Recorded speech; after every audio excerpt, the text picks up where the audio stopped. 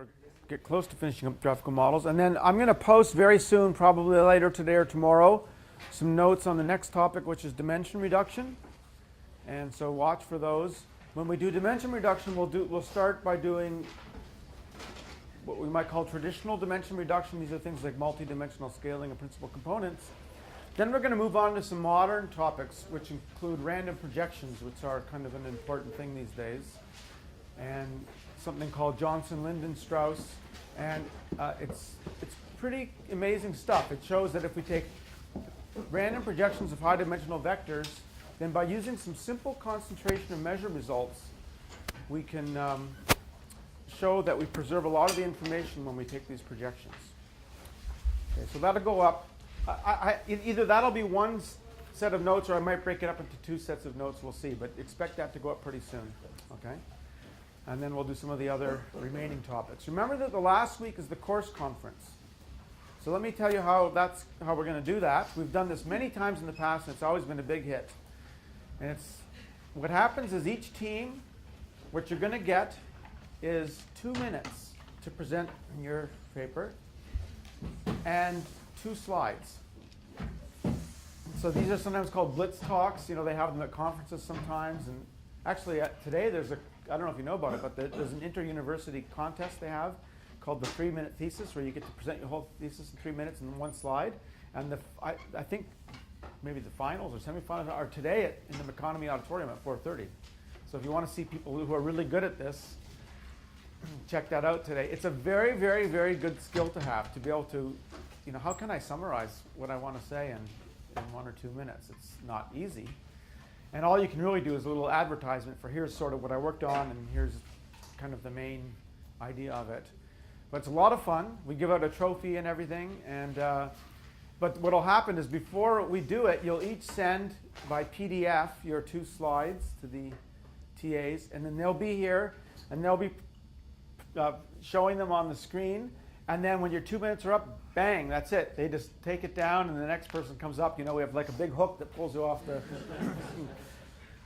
so it's actually a lot of fun. And you'd be surprised how much, you know, it's hard, but you'd be surprised how much you can see in 1 or 2 minutes. It's really, it's a good skill to develop.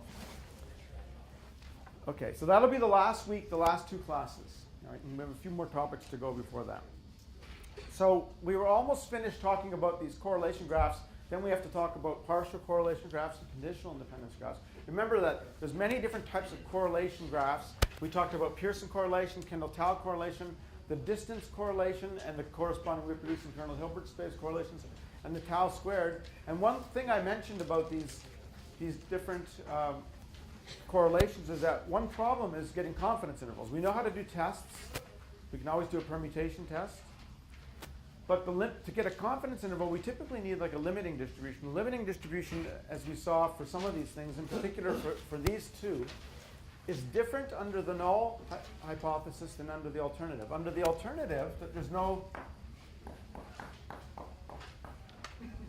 correlation. Then we have things like this goes to some sort of normal distribution with some mean, some variance, which means you can use normal confidence intervals or bootstrapping. But under the null hypothesis, the convergence was to something, I called it a Gaussian chaos. It's written there for you in the middle of page 7. It's a linear combination of chi-squareds. Actually looks like this here. Each z is a standard normal. And this distribution is kind of useless because it involves an infinite sum, and there's parameters in it that we don't know. So I think, did I mention the blocking idea last time? I think I did. That was the last thing I mentioned. So you can form these blocks and form an unused statistic. You can de-statisticify it or something, whatever the right verb would be. That loses some efficiency, but it does give you valid confidence intervals. I did want to mention one more thing, which is because this is a used statistic and it's bounded, we can get a confidence interval another way, which is this is a chance for me to teach you something we haven't done yet in the course, which is Hoeffding's inequality for used statistics. One thing that people often don't realize is Hoeffding's original paper was not just about that basic inequality we learned. It was actually about concentration measure for these U statistics. Let me remind you what a U statistic is. Remember that an average is just something that looks like this, whereas a U statistic might involve pairs or triples or whatever. This becomes 1 over n, choose 2. Or more generally, 1 over n, choose b, let's say.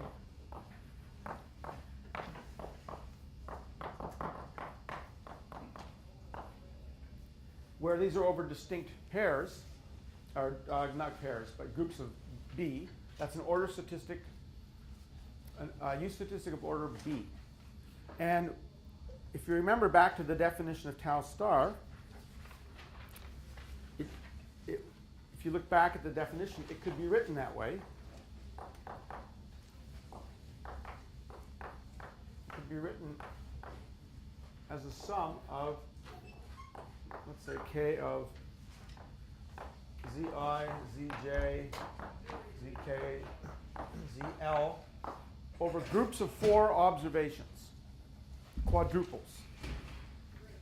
But if you look back to the definition, these are all bounded by -1 and 1. Unlike the distance correlation, which could be written as a U statistic, but it was unbounded. It involved things like xi minus xj, which can be unbounded. This was all about signs of things. Remember, sine of this plus this minus this. So sine is either +1 or -1. So it turns out that, first of all, this is easily seen to be a unbiased estimator. But now I want to know, remember Hoeffding's inequality said that if I have an average minus the expected value of that average, that's less than or equal to something like 2e to the minus 2n epsilon squared, maybe another constant, depending on what range x can be. But actually, it turns out this theorem holds for U statistics, too. The only difference is this. So I'm going to tell you, there it is. It's in the top of page 8. This is Hoeffding's inequality.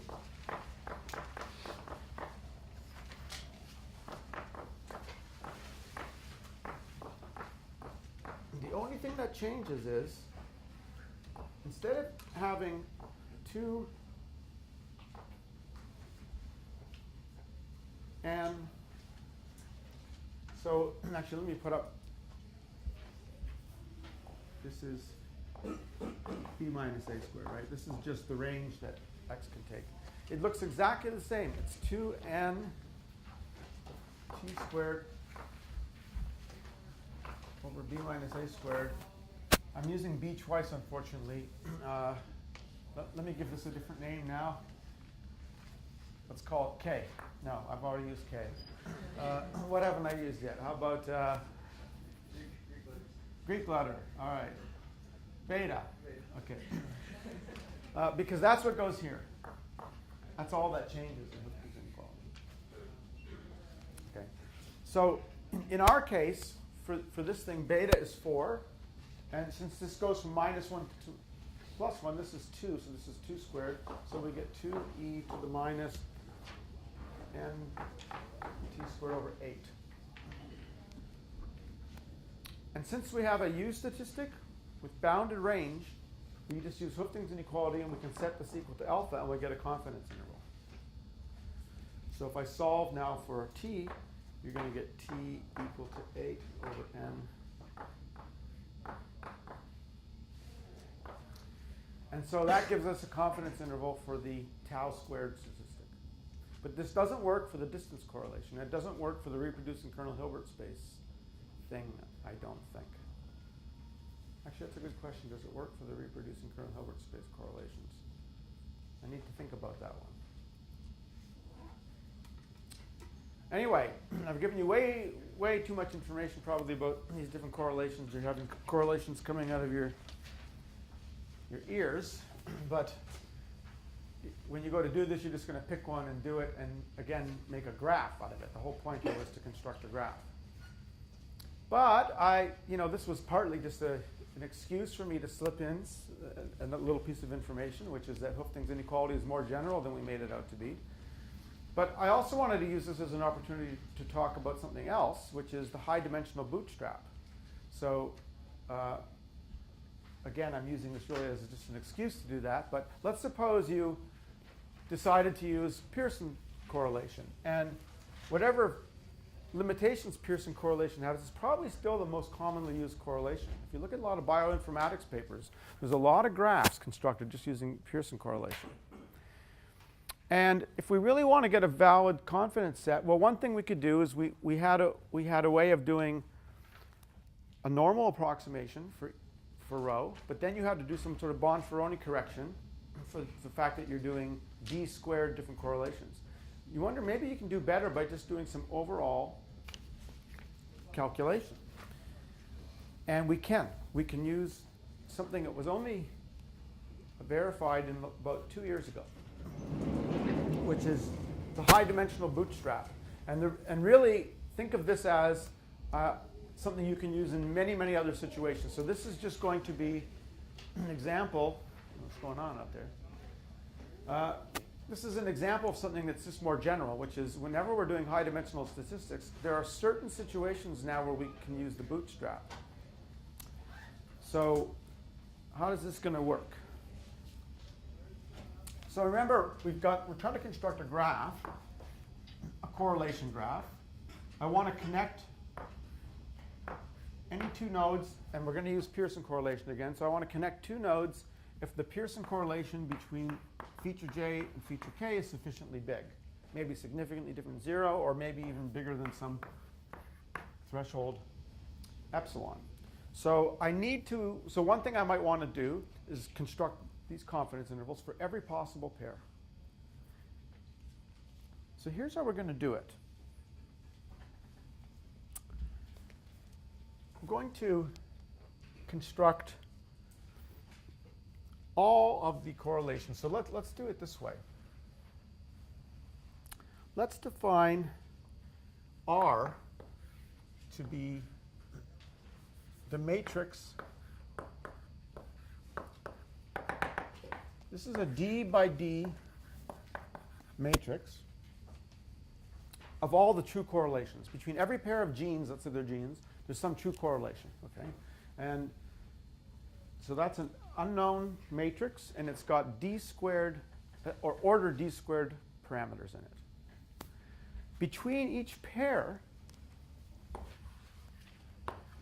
I can get an estimate. Just the sample correlation. So what I'm going to try to do is try to get a measure of how far is this from this.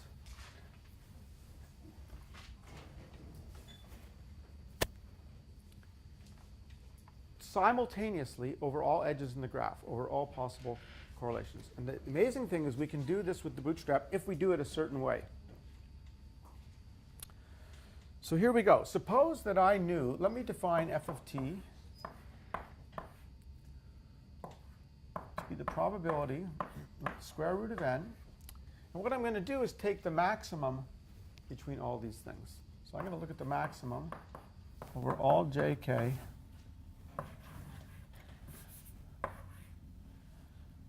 Let's do it this way, yeah.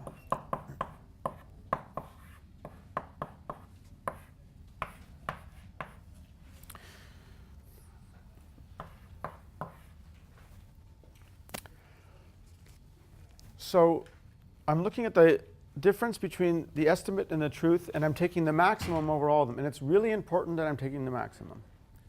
And I'll explain why in a minute. It's important actually for theoretical reasons and for practical reasons. The practical reason is this is going to allow me to construct a confidence rectangle, hyperrectangle, or hypercube around all of the rows, which also gives me a confidence interval for each individual one simultaneously. So just to give you a picture of that, if I give you, there's d squared parameters, but suppose there was only 2 parameters.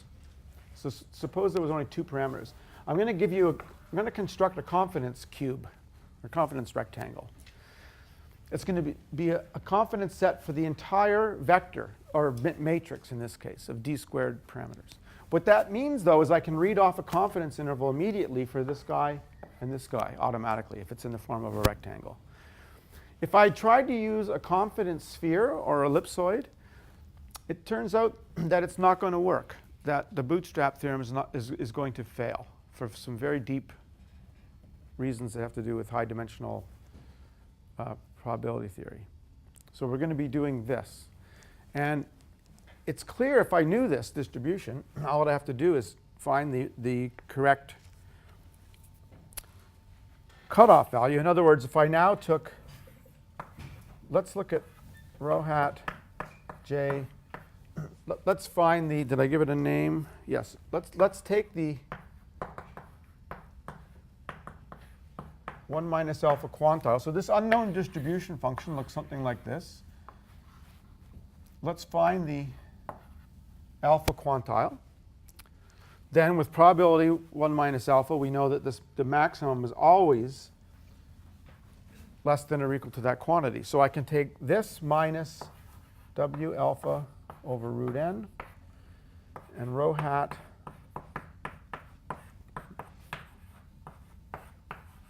that is an asymptotic,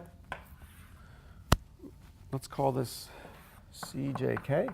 That's an asymptotic 1 minus alpha confidence interval for the jkth thing. But this is, because it's with respect to the max, it's simultaneously for all pairs. So the cool thing about this, let me state the result, is that as long as the dimension is smaller than e to the n to the 1/6, we'll come back to that in a minute, the probability that rho jk is in that confidence interval for all of the nodes on your graph, for all jk, converges to 1 minus alpha as n goes to infinity. The important thing is this. Look how big d can be relative to n. If I told you d had to be less than, n to the 1/4, let's say, that wouldn't be very good, right? You couldn't handle very high dimensional problems. And up until 2 years ago, that was the situation. Actually, it was more like, I think the best known result up until a few years ago was something like n to the 1/7, which is almost a constant. I mean, n to the 1/7 is pretty close to constant. And so it used to be that the previous results about the bootstrap were that, I haven't done the bootstrap yet, and I'm going to, sorry, I didn't quite finish that. I'll come back to that in a minute. But if it was like this, it would be bad. But now it's exponential in the dimension. This was a huge, huge, very recent breakthrough. I didn't tell you what the result was. I'm sorry. This confidence interval, if I could construct it, would be exact. What I really want to do is put in estimates, because we don't know this distribution. And the amazing thing is I can just do it with the bootstrap the way we learned how to do it in 705, as long as we stick to the max. So here's how we do it. We take our data. What are we calling our data? Let's say y1 to yn. And we form, as usual, the empirical distribution, which puts mass 1 over n at each data point. And now we just do the bootstrap thing. Remember how that worked? We draw n observations from the empirical distribution, which is equivalent to resampling the data with replacement n times. We recompute the matrix of correlations. And then we repeat this many times, right? So we go r hat 1 star up to r hat b. And then we estimate fn with fn hat, which is just how often in the bootstrap sampling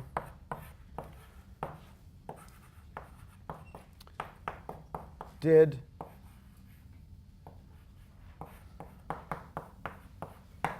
this compared to this end up being less than t. This is just the bootstrap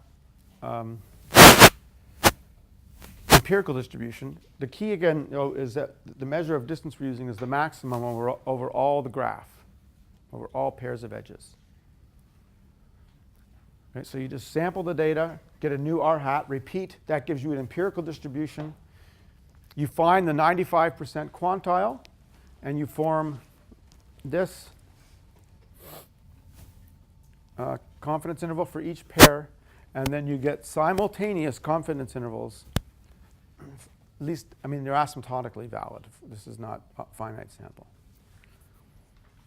And it doesn't apply, again, just to correlations. I just happened to thought this was a good chance to introduce this. But you can do this for many, many other things that come up. As long as the dimension is not growing super fast in the sample size, we still get the validity of the bootstrap in high dimensions. Okay? And the proof that this is valid is extremely difficult, I'll warn you, but it's very interesting. If you want to see it, it's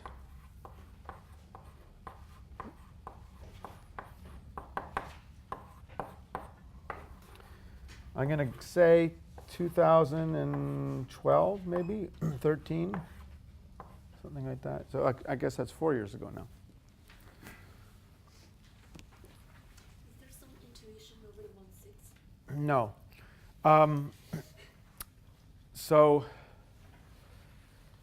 the 1/6 is a bit mysterious, actually. It comes out of the proof, and it seems that it can't be improved. There's some evidence that it can't be improved.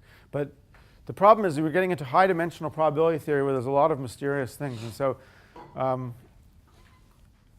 yeah, let's just say that it's not intuitive at all. At least I don't find it intuitive. It just comes out of the proof. That's what you need. But again, the important thing here is that the dimension can grow so big. In fact, let me say something else. How far is this true coverage probability from 1 minus alpha? What is the actual error? And I'll tell you what it is.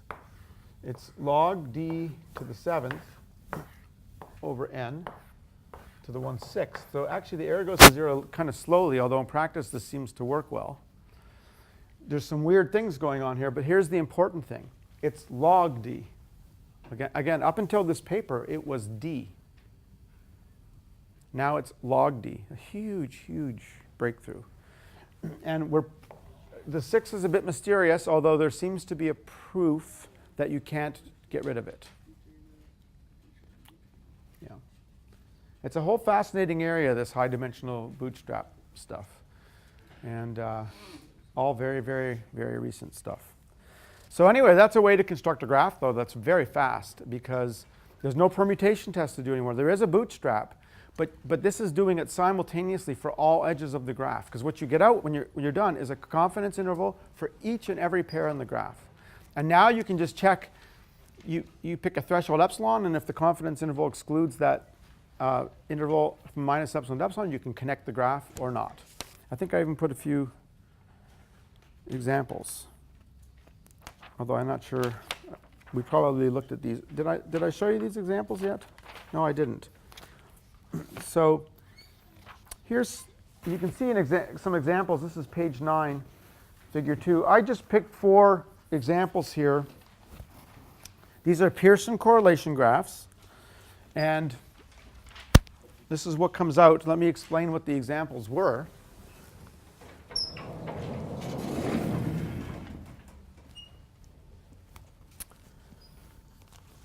Let's see here. All right.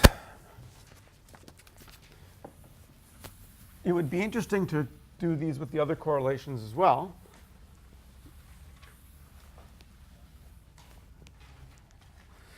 So the first one is actually 2 Markov chains. So I have a bunch of variables, a bunch of features. And I have a Markov chain here. So think of this feature has a distribution, then we draw this feature given this feature, this one given this feature, and so on. So when we get to conditional independence, that's what the graph will look like. But we're not doing that, right? We're doing correlation graphs. I'm saying which things are correlated with other things. And even though this transition goes from here to here and here to here, this makes these correlated. So everything's actually connected to everything else here, and same here. And that's what you get. This is the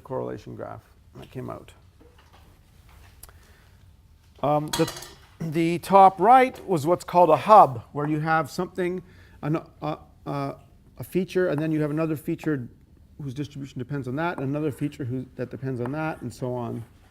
And it recovered it pretty good. I mean, there's a few extra edges there, but the bottom left was just 4 small groups of highly correlated variables, which it recovered perfectly. And the bottom right was a banded covariance matrix. Imagine a matrix that looks like this. There's going to be the variances down here, and say, I'm also going to put some variances here so that 2 is correlated to 1, 3 is correlated to 2, but these are all going to be 0. And this is the kind of structure, and it recovered it almost perfectly. Okay. So in these examples, it seemed to work pretty good. I redid the first one using distance correlation, and it pretty much recovered the same graph in this case, though presumably, I can't remember now how I simulated it, but I probably used pretty simple distributions. If I used some very, very non-normal distributions, it might be the case that the non-parametric one would pick up the structure much better than the Pearson correlation. But I didn't really test that. All right. Yes? So in the top right corner of figure 2, is the middle variable just a linear combination of all the others? No, it's the other way around. I don't remember actually how I generated it, but I'm pretty sure I generated this first. Then I think I took this to be equal to this one plus error, and I took this to be equal to this one plus error. Wouldn't that make them all correlated then? They are, and if I had, they are, but they're much more weakly correlated than this is to this. So yes, if I had probably generated more and more and more data, and if I had taken just to be the threshold to be significant or not, eventually these would probably connect up to. Why is the Markov chain graph is so correlated? It's not like the bottom right. Well, let's suppose I have a feature here, and I generate a feature given this feature. Then I generate another feature given this feature. These are still correlated. So how do you get the bottom right? I don't know why that one came out so good. It just did. Came out much better than I expected. You're right, I expected that one to look like the top left one, but it just had to do with the particular, I made up these examples kind of randomly, so it just happened to be, I guess, the values I chose.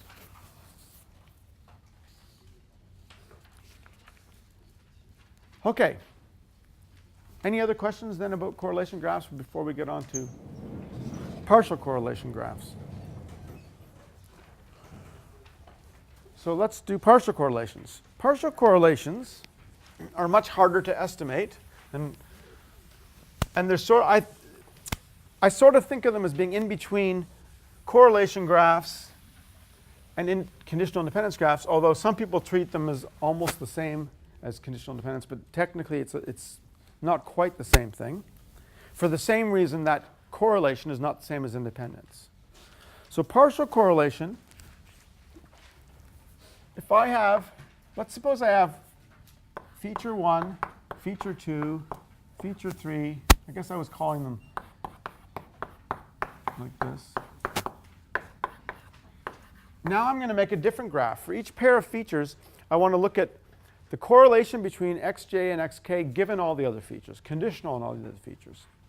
And so for simplicity, let me just write that now as x, y, and z. So think of this as one feature, that's scalar. Think of this as another feature, that's a scalar, and z is everything else. So that's going to be a vector. Of course, we're going to do this for every pair. And why do we want to do this? Well, we want to somehow say, what's the correlation between x and y after adjusting for z, after conditioning for z, conditioning z. Why do we do that? Well, just think about linear regression. If I have a linear regression model with many betas in it,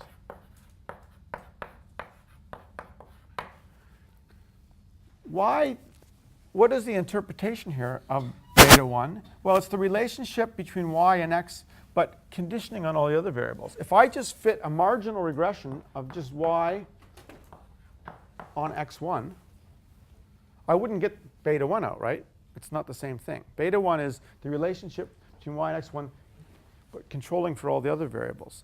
It's the same between correlation and partial correlation. Partial correlation is saying after accounting for as much as I can, after accounting for z, how much relationship is left between x and y? Okay, so technically what we do is we take x and we take its projection onto the space, we take its projection onto z, which I'll define for you in a minute. Okay, so I'm taking x and I'm removing as much of z as possible. I'm projecting it out. Did I give that a name? I call this epsilon x. And I do the same for y. I take y and I project it onto z. Okay, what do I mean by this projection? What I mean is the projection of z onto x is beta transpose x, where beta minimizes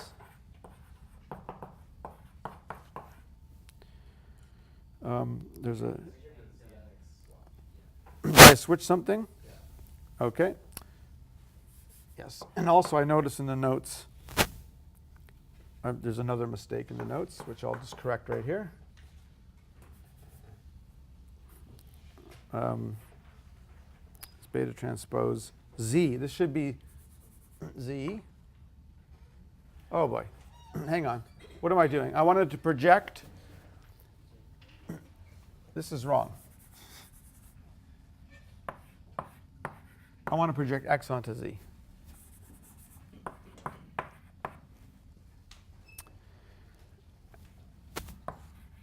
This should say z. I'm projecting onto z. I'm taking a linear combination of the z's. And this is x. I'm just asking, if I was trying to predict x from z, what's the best linear predictor, right? What minimizes this? What linear combination of z minimizes the prediction error? That's the projection. And so that's the projection of x onto z. I'm going to remove that from x. Whatever's left over is what's unexplained by z. So there's I guess there's a, oh no, I actually had it right in the notes as usual. Just wrote it on the board wrong. Okay. So if I haven't really explained conditional independence graphs yet, but roughly speaking, it's this. It's like saying we're thinking of x as being generated from z and y is being generated from z, and the correlation that I'm seeing between x and y is due to z. But if I get rid of z, if I take that out, how much correlation is left between x and z? Maybe there's still some correlation between x and z. Does that make some intuitive sense?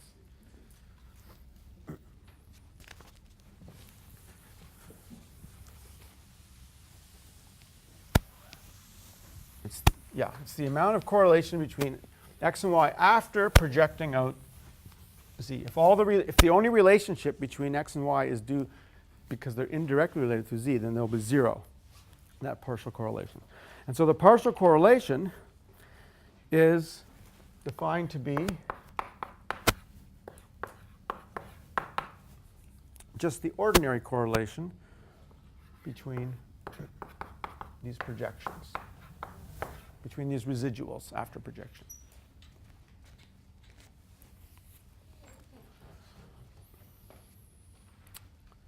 Of course, we're really going to do this in the graph for d variables, and we're going to compute the partial correlation for every pair of variables. This is the most common thing after doing correlations, is to do partial correlations. It really is like, think about it like regression. It's like saying, I'm going to regress x onto z and get the residuals, what's left over, regress y and z, get the residuals, and now look at the correlation of the residuals. Is there anything left, any relationship left after we regress on z? That's what's being asked. Now, the question is, how do I write down an explicit expression for this, and how do I estimate it? And that turns out to be surprisingly simple. Writing it down is simple. Estimating it turns out to be hard. So let me explain. So let's define Rjk to be the partial correlation, as I've just defined it, between x of j, x of k, given the other variables, given the rest.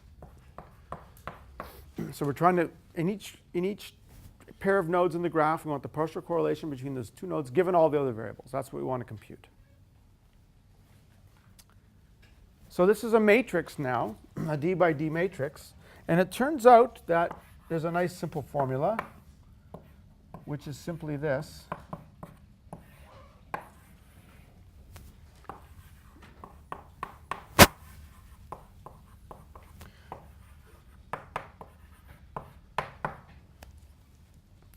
So despite the kind of long definition we gave there, it can be shown that algebraically there's a simple expression for the partial correlation. What you do is you take the covariance matrix, you invert it, and then the JK partial correlation is nothing other than minus the JK element of the inverse with some normalization. That's the partial correlation. That's the true population quantity you're trying to estimate. But you can already see why it's more difficult than regular correlations, because it involves the inverse of a matrix. Inverse of a matrix, makes us a bit nervous, right? It's from a computational point of view, things are more unstable. From a statistical point of view, inverses are much harder to estimate than the matrix itself. But at least we know what it is we're trying to estimate. And in fact, this suggests, right, how we should estimate this guy. The sample partial correlation is defined in the obvious way.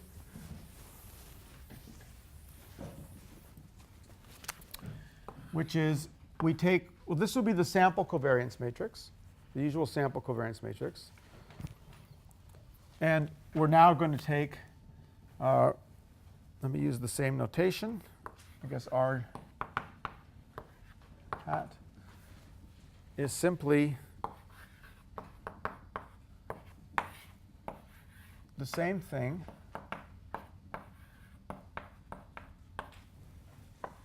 where omega hat. Now, if the dimension is fixed, what do we know? Actually, we're going to, later, another thing we're probably going to do in the course in the remaining time is we might do a little bit of random matrix theory. We've done random vectors throughout 705 and throughout this course. We haven't said anything really about random matrices. But using random matrix theory, it's possible to show that S hat is a pretty good estimator of sigma. Does that imply S hat inverse is a good estimator of sigma inverse? The answer is not necessarily, because again, taking the inverse is a very delicate operation, especially if the dimension gets big. But let's focus right now on the low dimensional case. We're going to come to the high dimensional case at the end of the class, or I guess maybe on Thursday, depending on how far we get. So for now, let's focus on the low dimensional case. That is, let's keep the dimension fixed, and let's imagine n getting large.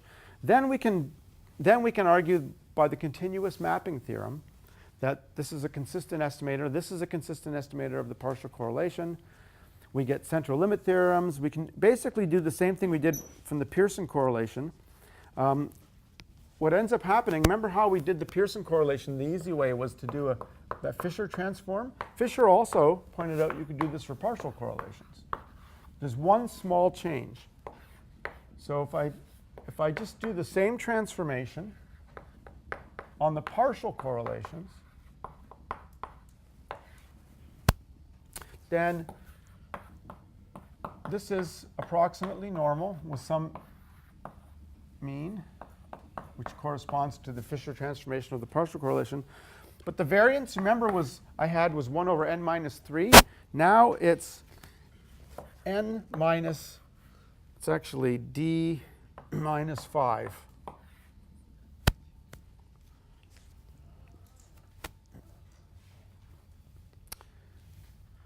Notice what happens when d is big. When d starts to get close to n, that variance gets big. And that's just telling you what we've been saying intuitively all along, which is that partial correlations are much harder to estimate than correlations.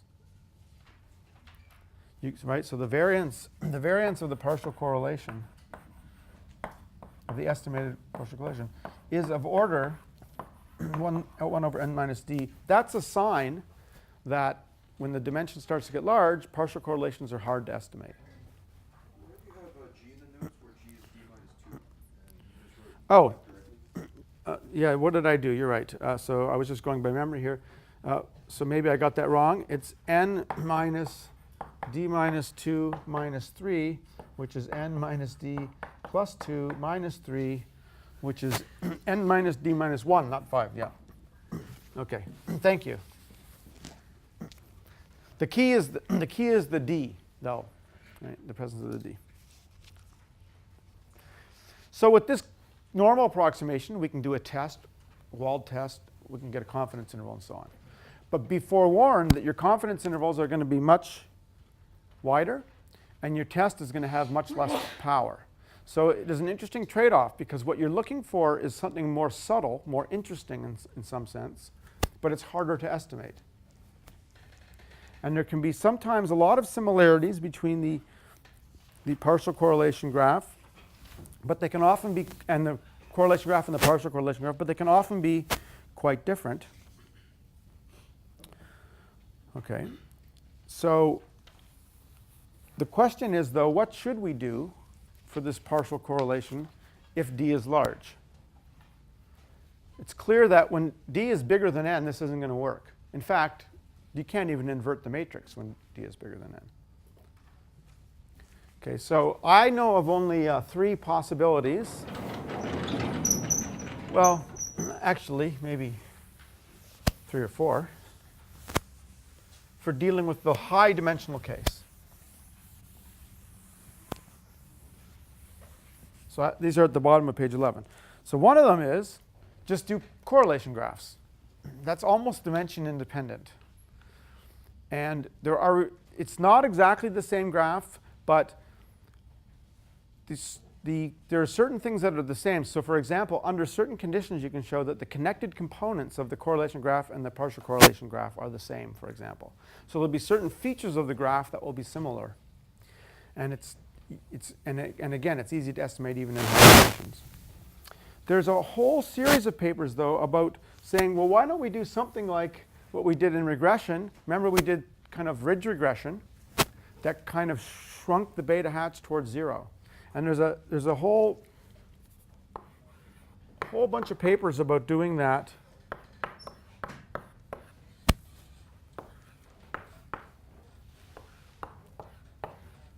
Instead of taking omega hat to be S inverse, we first shrink S towards some other matrix.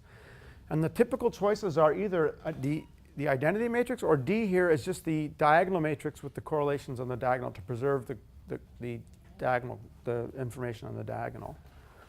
And I put a little bit of information there about what is often used for the choice of epsilon. And more importantly, I put a couple of the key references there, because there's quite a large literature, mostly in the bioinformatics literature, about using this type of shrinkage to try to get a better estimate of omega inverse and then compute partial correlations from that. Okay. The third choice that we're going to get to in a few minutes is the Glasso, which is graphical lasso, right? Where's our old friend? Where's our old friend L1, right? And every time we had high dimensions, why not use some sort of L1 penalty? So how does that work? It's quite simple. Instead of just computing the partial correlations of these things, we're going to use a model. We're going to assume normality. And since we have a normal distribution, in fact, we can estimate mu pretty easily, right? We know that the MLE is going to be x bar. So really, the only unknown thing is sigma. Or if you want to think of it in terms of omega, sigma inverse. So what the Glasso does is it says, instead of maximizing the log likelihood, this will be the log likelihood as a function of omega, add an L1 penalty.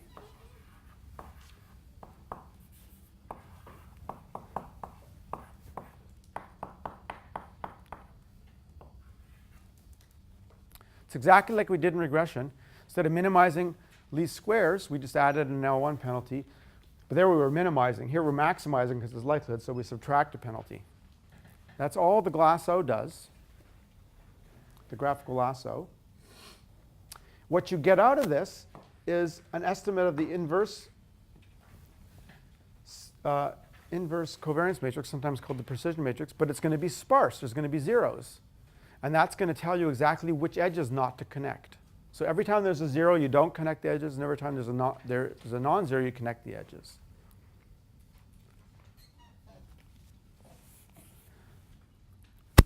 Now, there is a catch. Well, there's several catches, actually. But one of them is, I still don't know how to pick lambda in this case. Like a really good method for picking lambda, I think, is sort of missing. What people often do is they'll do tenfold cross-validation, and they'll cross-validate the log likelihood function on the held-out data. I think that's kind of a default. In practice, people say that that tends to give very dense graphs, though. And you're trying to find a sparse graph if you can. And there's some other methods have been proposed. What you might want to do, now for you R users, there's a nice R package called Huge for huge graphs. High dimensional undirected graphical estimation. It's actually written by Han Lu, who is a former student here. And it's very nice because you just give it the data and it does everything for you. You don't have to do any thinking. And what this shows you here is a typical output. Is it'll actually has a default value of lambda. I forget how he's picking it. But it'll allow you to try different values. And so you can see what ends up happening, right, is when lambda is sufficiently big, in this case, the top of page 12 here, you get this nice, this is actually, we know what the truth is because this is a simulated example. And it's a bunch of hubs, actually. So the true graph, based on partial correlations, looks like this, and so on. And it actually gets that pretty accurately. But as soon as you start to relax lambda, you get this complete graph, essentially. So it really, the final output really does depend on the choice of lambda. It's quite sensitive to the choice of lambda.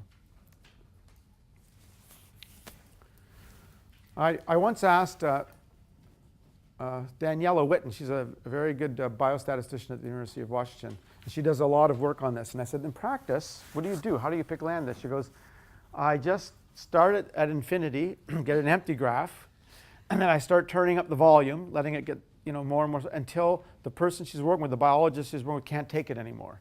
It's like, give them as soon as the graph gets too busy to be useful for them, then I stop.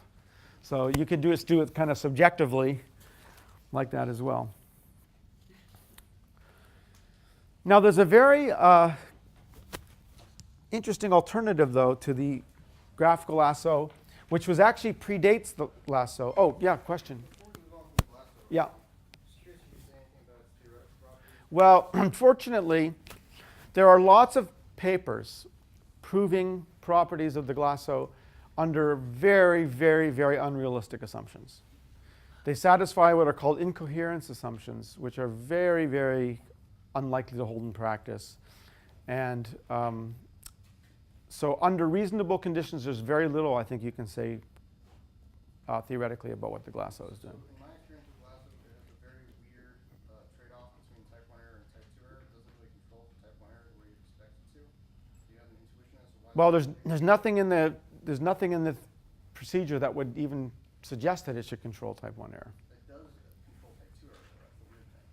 Yeah, I'm sure one could write down conditions under which you could prove those things, but to say anything about it theoretically in general is very difficult. And there's no shortage of papers about them, but I'll just warn you, look very carefully at the assumptions. There's some pretty strange assumptions in those papers. Now, I don't mean that as a criticism of the people writing the papers, because when you're going to investigate something theoretically, to make any progress at all, especially on something difficult, you're going to have to start by making assumptions. So it's, that's how you make some theoretical inroads into this. But they're not assumptions that are going to hold in practice. So in practice, I don't know that there's much we can say about the lasso. That's why I have to say I have a strong preference for correlation graphs, because I think we do understand them theoretically, and they don't require strong assumptions.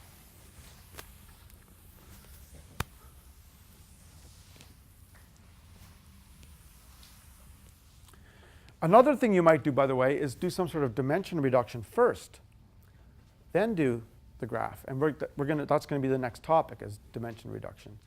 That's something that's often overlooked. Is that, one way to deal with a high-dimensional problem is not to just throw our techniques directly at it, but first to do some sort of dimension reduction. All right, let me mention one more thing, though, which is, I think, quite interesting, which is before the glass O came out, just before it came out, there was a paper by Peter Buhlmann and Nikolai Meinchausen where they did sparse graph estimation in high dimensions using a slightly different technique, and it doesn't quite give the same answers. And let me explain it. I'll just explain what the procedure does. Suppose we're trying to do some sort of sparse partial correlation estimation. Instead of doing the glass O, here's what you do.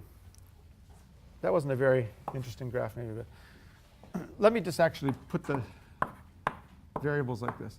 Here's what you do. Here's the procedure. And what I like about this procedure is, first of all, it's very easy to program yourself. You don't have to know convex optimization like you do have to know if you want to do the glass O. So it's very easy to program yourself, but it's also, I think, this has a clear intuitive meaning, which is what I do is I take every possible feature. So I start with this feature, and I say, what would happen if I just regressed it on the rest of these variables? Just do regression. Now, how do we do high-dimensional regression? Remember, there's supposed to be a lot of dots here, okay? You just do the lasso or forward stepwise regression, whatever your favorite sparse regression technique is.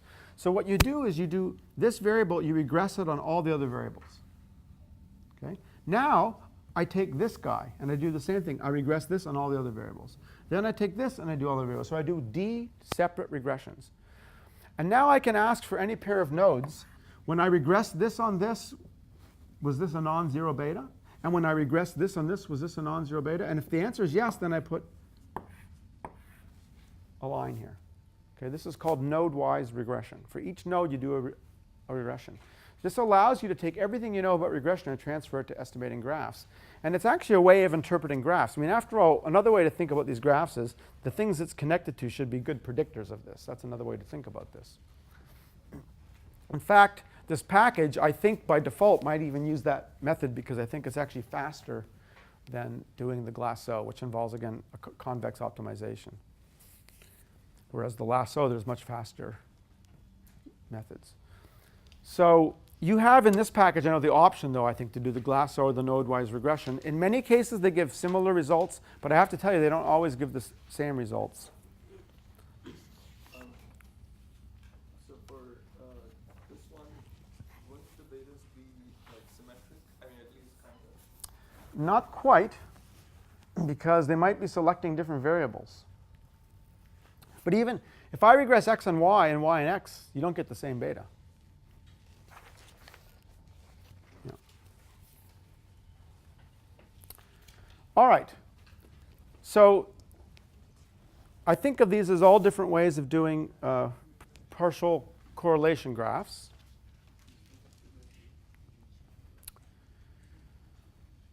But now let's take the final plunge. Let's go all the way and talk about conditional independence, which is much more interesting, but also even a bit more difficult.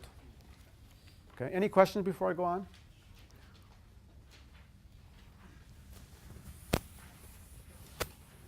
All right.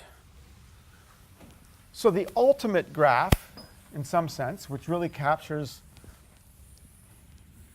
information well, is what we should look at, perhaps, is whether xj is independent of xk, conditional on the rest of the variables.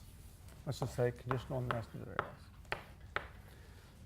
If they're independent, conditional on the rest of the variables, we don't connect them. And if they're otherwise, we connect them. So the graph might look like this.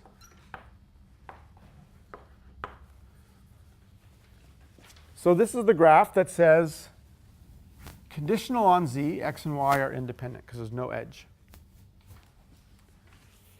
Okay, and that's in some sense much more informative than just correlations because after all, correlations, think about generating z and then generating x is equal to z plus error and y is equal to z plus error, then these two are conditionally independent given z. Once I condition on z, they're independent.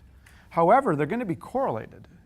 So if I did an independence graph and get the right answer, I'll get this. If I do a correlation graph, I might end up connecting them. But the correlation is due to the path through z. Can you achieve that by doing partial correlation graph and use a strong correlation method? Yeah, that's very good thinking. So what's the connection between partial correlation and conditional independence? If I had some notion of strong partial correlation, which checked the partial correlation between these given the others in a non-parametric way, then just like for correlation, that would give me back the conditional independence. So let's work up to that. Let's start by, what we're going to do is talk about, because this is very difficult to find out whether this statement is true or not is extremely difficult. Okay? And so we're going to do it first by making lots of assumptions. We'll assume normality, or we'll deal with discrete variables where it's much easier.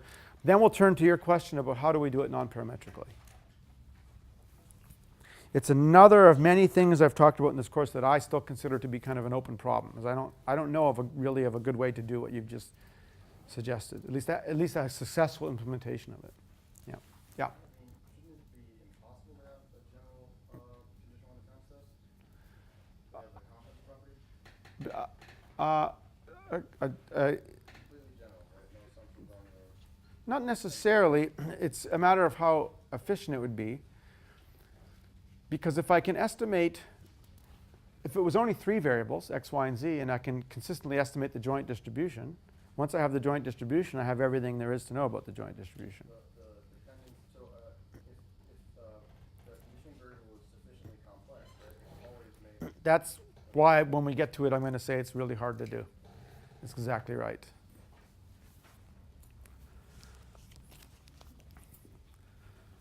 But let's start with some easy cases. Okay, if there are cases where it's doable. Okay. So before we get to non-parametric, let's just stick with parametric. The first one, well, everything works well when what? When the data are normal, right? So if we have that x is normal mu sigma, here's a very simple theorem, but a very useful theorem, which is that just like for normals, correlation and dependence are the same thing. It's the same with partial correlations. So xj is independent of xk given the rest, if and only if the partial correlation is 0. So in the special case of a normal, checking whether a partial correlation is 0 is the same as checking conditional independence. And it's not surprising, right? If there's one time they're going to be the same, it's going to be in the normal distribution. So everything we said about partial correlation graphs, you can think of as a statement about conditional independence under the assumption of normality. And that's the way it's usually cast, in fact. Most people think of doing the glass O as the way they're picturing it is the glass O is telling them which things are conditionally independent of which other things. The zeros in the omega matrix are giving them the conditional independencies. But you have to keep in mind that's only true under the assumption that the data are multivariate normal. In general, it's not true. There is another case, though, where we can do it exactly. I mean, truly get the conditional independence, which are multinomials. And here, I want to talk about a way of dealing with multinomial distributions which is really, really useful if you're interested in conditional independence. The way we usually think of a multinomial is it's just, what is a multinomial? You know, it's just I have x is x1, x2, up to xk, and there's some probability p1, p2. So it's just a discrete random variable where I've observed it can take k different categories, like k colors, and there's some probability p1 that there'll be color will be red, p2 is the probability that something is green, and so on. And these are just the counts, you know, and the likelihood function is just pj to the xj. That's how we usually think of multinomials. And we know what the MLE is. The MLE of pj hat is just xj over n. Very simple. However, for dealing with conditional independence, the nice thing about multinomials is we can do good inferences for conditional independence, but not if we express it this way. Let me explain what I mean by that. So suppose I have two covariates, x1, which takes values in 0, 1, and x2, let's say that's also binary. Mostly when I talk about these log linear models I'm about to talk about, I'll restrict myself to the binary case for simplicity, but in general these could actually be any discrete variable. So what is this? This means that on each person I'm measuring two things, but it's really a multinomial, because when I measure something on you, it can either be a 0, 0, it could be a 0, 1, a 1, 0, or a 1, 1. So I'm measuring, say, whether you have two different conditions, and you either don't have either condition, you have the second condition, you have the first condition, and you have both diseases. But what is this? This is a multinomial with 4 categories. I could have called this, don't want to overload notation, but let's say category 1, category 2, category 3, category 4, with probability P1, P2, P3, P4. Okay, my point is that when you have several variables measured on each person, but each one is discrete, you can stretch it out and think of it as a multinomial. But just thinking of it as a multinomial is not so helpful in terms of asking questions like, is x1 independent of x2? Or if you had 3 variables, is x1 independent of x2 given x3? How do I express that in multinomial land? It's better to think about it as a table, where x1 can take the value 0, 1, x2 can take the value 0, 1, and I'm going to call the probability series P0, 0, P0, 1, P1, 0, P1, 1. Again, this is just some multinomial, P1, 0. And we want to find, what log linear modeling is all about, is finding a way to re-express the multinomial in a different parameterization so that it becomes trivial to talk about dependence and conditional independence. Let's just think about even this case. Let's just think about these 2 variables.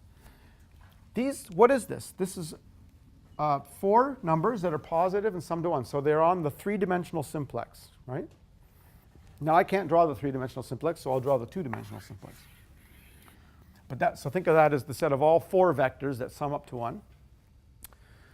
What does it mean to say they're independent? Well, independence would be some sort of algebraic restriction, namely that when I sum up the probabilities here and sum up the probabilities here, then if I multiply that by that, I get back that, right? That's what independence is, that the joint distribution is the product of the marginals.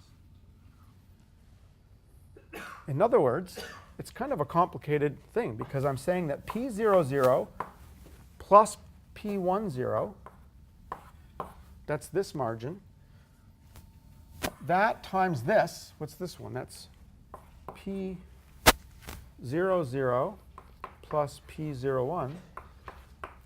They're independent means when I multiply those, I get back this, which is some sort of polynomial restriction.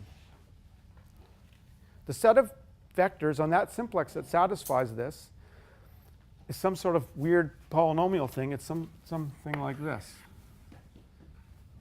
It's called the independent surface. More generally, imagine I had 18 variables, and I want to know, is variable 1 and 2 conditional independent of variable 5 and 7 given variable 18, 13, and 12? If you were to write that out in terms of the multinomial, it's going to be some incredibly complicated set of polynomial restrictions. So how in the world are we going to express that, and how in the world are we going to test it, and so on? Does that make sense? That we want to talk about conditional independence, but just even though they're multinomials, it may be difficult. Well, the genius idea here, which is a simple but very clever idea, is simply to reparameterize the model. And the magic is we're going to start with this giant multinomial. In general, this p could be quite long. We're going to create a new vector called beta. And think of it as just a reparameterization. You give me p and I can construct beta. And conversely, if you give me beta, I can reconstruct p. So I'm not doing anything. I'm just reparameterizing the problem. But the beautiful thing is that the betas will have direct interpretations in terms of independence and conditional independence. And in particular, when I give you the betas, you can read the graph right off the betas. Okay, so this is the nice thing about these conditional independence models, these log linear models. It's called the log linear representation.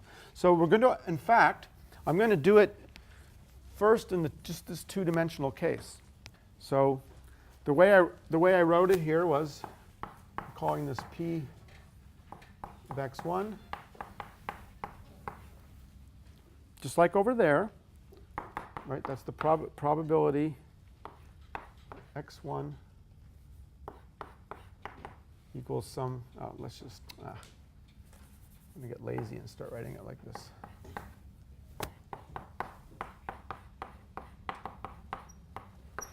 It's only 4 possible numbers. P0, 0, I'll put them in the table form, P0, 1. All right, now here comes the trick, which is trivial in this case, but starts to get a bit more complicated when we get to more variables.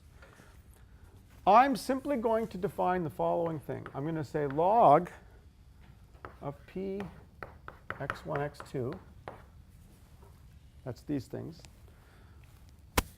I'm going to define beta 0, beta 1, beta 2, and beta 1, 2.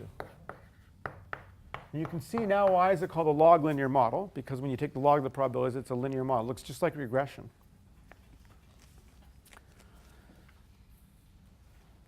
So I claim by writing this down, I've defined the betas. Because when I put in 0, 0 here, that says that log of P0, 0, let's just see. Log of P0, 0, well, everything gets wiped out. It's beta 0. So I've just told you what beta 0 is. It's log of P0, 0. And I can keep going, right? I can now put in P0, 1, P1, 0, P1, 1, and you can solve for them. And I've given them for you all on page 14 there. If you just solve these 4 equations, beta 1 is log of P1, 0, P0, 0, and so on. So the point is, if you give me the betas, I can find the p's, right? But now I'm showing you if you give me the p's, I can find the betas. The most important one is this one, though. Look what happens. Just by doing this and solving, look what beta 1, 2 is. It's log of P1, 1, P0, 0, P0, 1, and P1, 0. What is that? If I go back to that table, what this beta 1, 2 is this number times this number divided by this number times this number. And you can check very easily the following thing. x1 is independent of x2 if and only if beta 1, 2 is 0. Just a little algebra to do to check that. What is this small x1? It's not the same as you write it. Yes, it is. It's the same, yeah. It's the feature. It's the features, 2 features, yeah. Two binary features, yeah. But you write on the left side, the x here is the count. You count the number. Oh, sorry about that. You are correct. Forget this one. Now I'm just doing the random variable. You're right, that was a mistake. This is just a single random variable. So I take one of you at random and I measure 2 features. It can only be 0, 0, 0, 1, 1, 0, 1, 1. That's the possible outcomes. X1 and x2 are binary. These are both binary, that's right. So x1 can be 0, 1, x2 can be 0, 1. And so there's 4 probabilities that sum up to 1.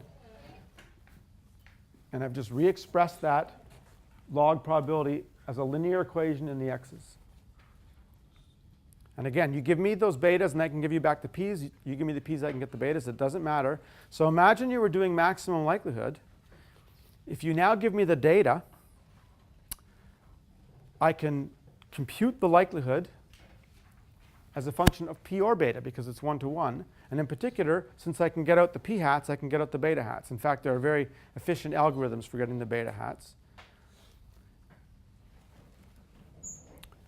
That's much more informative than getting it in terms of multinomials, because look, if I can test whether this is 0 or not, I have a test for whether it's independent or not.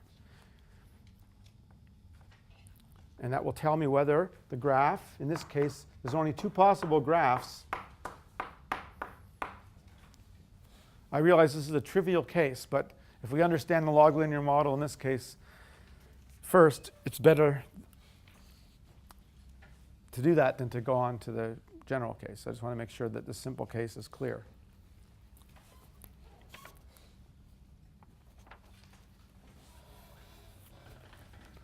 How are we doing on time? Okay. Is everyone, is this, I want to make sure this is clear. I got confusion. How do you represent the likelihood function Oh. for multinomial into that way? Okay, good. That's a good question. Let's figure out.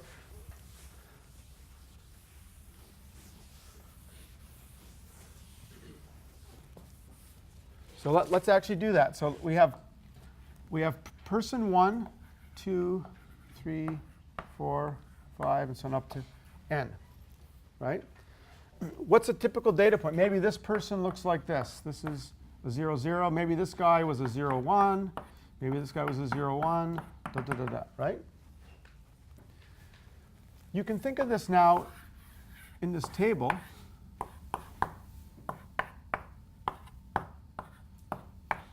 You can put the counts here. Maybe there was 5 people who were 0, 0s, 7 people were 0, 1s, 8 people were 1, 0s, and 13 were 1, 1s. Okay, I'm just writing down the counts.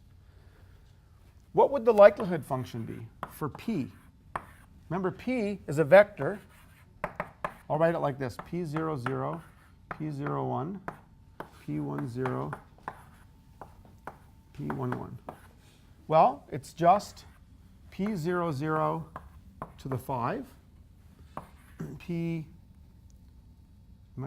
0, 1 to the 7, p 1, 0 to the 8, and p 1, 1 to the 13. Right? That's just the usual multinomial likelihood with 4 variables. However, I can think of this as a likelihood function for beta in the following sense.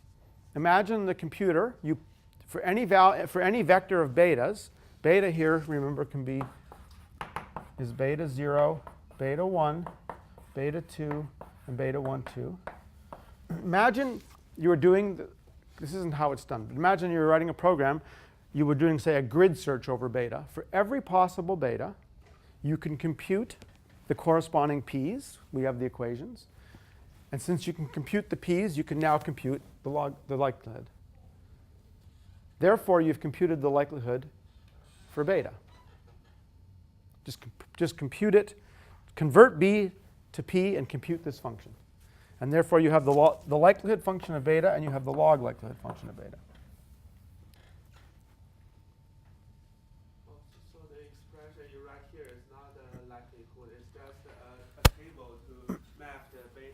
That's all it is. You're correct. It's I was just reparameterizing the simplex, which is the p's, and the betas, and I'm just giving you the mapping that goes between the two. And it turns out there's actually, this is not just for interpretability, but there are algorithms that take advantage of this, the beta expression, that make computing the MLE fast. But it's an easy MLE to compute anyway. It turns out it's a concave likelihood, so it's a very easy likelihood to maximize. So now given this data set, I can compute the log likelihood, and I can get out beta hat.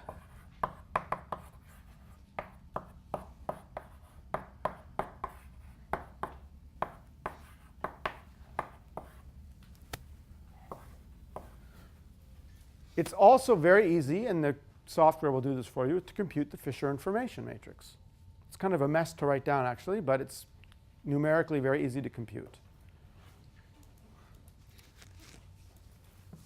So what I get out, if I want to test whether these are independent. Now, of course, for 2 binary random variables, this is overkill, right? The advantage of this is it's going to work in general. But if I just want to test whether these two variables are independent, one way to do it now is to test this, is simply to take beta 1 hat minus 0 over its standard error. This comes out of the Fisher information matrix. And if I want a confidence interval, I just do this.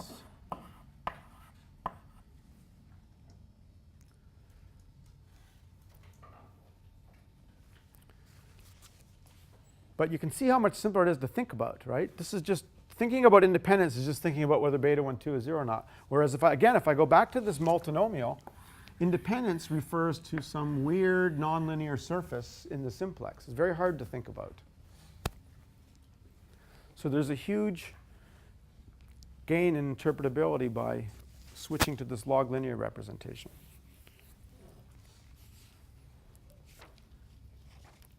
Okay, and this is another one of these things. I'm sorry I can't tell you how to do it in MATLAB, but it's called, there's a few functions in R that will do it. One of them is called GLM for generalized linear model.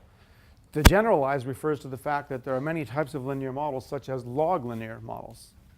So you just give it the right option, and it'll know you're dealing with count data, multinomial data. And I'm sure there's a MATLAB function that fits log linear models. I don't know what it is. So, but now let's talk about the general case. What makes this interesting is it extends immediately. Oh, was there a question? No? Oh, sorry, I thought I heard a question. Immediately we can go to high dimensional, or at least multi-dimensional cases.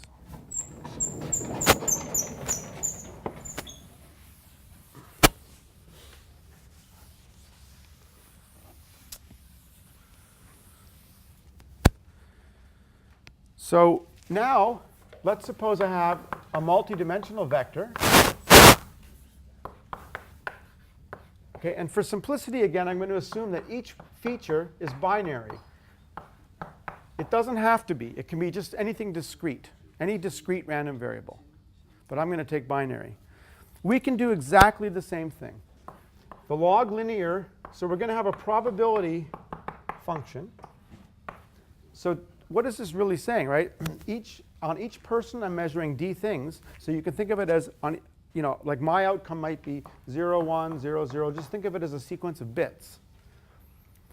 And how many categories does this multinomial have then?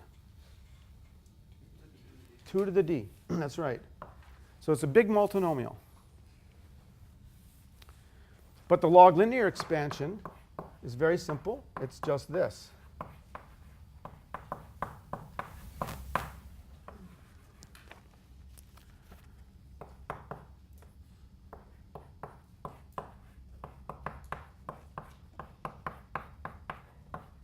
I think you can see what's going to happen here.